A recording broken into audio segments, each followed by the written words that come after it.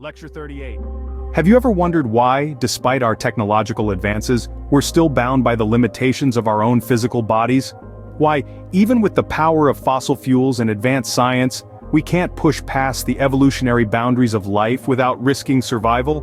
We're engaged in a grand competition not just with each other, but with all life on this planet. In this race, our victories are bittersweet. Our advancements make us vulnerable to new diseases, and our bodies in their constant state of renewal can ironically be our downfall. Cells gone awry become cancerous, and the same mechanisms that allow us to heal and grow can also be our undoing. We're trapped within our genetic boundaries, which we can only alter through desires that turn limitations into norms and embed them into our DNA. Our hearts and brains, the very engines of life, are not designed for longevity. As we inch closer to the natural limits of our lifespan, the world loses some of its luster. The prospect of immortality, while tantalizing, is fraught with challenges. Organisms will not become stronger than their threats, and will not outgrow the planet that destroys them. Consider this. As organisms grow larger, the distance for nerve signals to travel increases, slowing down perception. While lifespan might increase, the pace of life remains the same. An insect, for example, lives its entire life in a summer, its wings beating hundreds of times per second.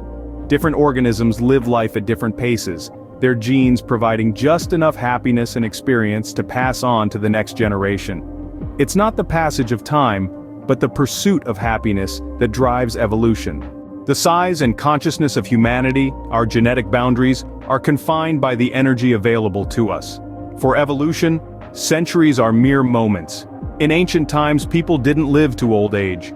The limits of our existence were set in prehistoric times and are inextricably tied to the parameters of our planet, the activity of our sun, the cycle of seasons, and the rhythm of day and night.